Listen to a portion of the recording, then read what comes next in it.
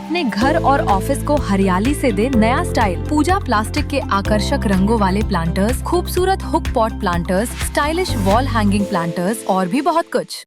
और अब बढ़ते हैं खबरों की ओर। रायगढ़ में सालों से नक्शा विहीन 14 गांव की तस्वीर अब बदलने वाली है। ये गांव राजस्व रिकॉर्ड पे अनसर्वेड यानी कि महासाहिती गांव के रूप में दर्ज हुए थे और साथ ही जिला प्रशासन ने इन गांवों का सर्वे पूरा कर लिया है और इनमें से 7 गांवों के नक्शे तैयार कर अपलोड करने के लिए भेज दिए गए हैं। ऐसे में बाकी गांव की प्रक्रिया अंतिम चरण में है। प्रशासन की इस पहल से गांव के लोगों को जमीन का मालिकाना अधिकार मिल पाएगा और ऐसे में गांव का नक्शा नहीं होने से ग्रामीणों को जमीन की खरीदी बिक्री और साथ सरकारी योजनाओं का लाभ लेने में कई परेशानियों का सामना करना पड़ रहा था, लेकिन अब लोगों को जमीन का अधिकार मिलने के बाद वे राजस्व रिकॉर्ड में दर्ज होने के साथ ही शासन की कई योजनाओं का लाभ उठा पाएंगे। उस नक्शे में 9 अलग अलग शीट्स थी, जिनमें से 5 शीट्स का फील्ड स्टाफ ने हमारे ने वेरिफिकेशन पूरा भी कर लिया है।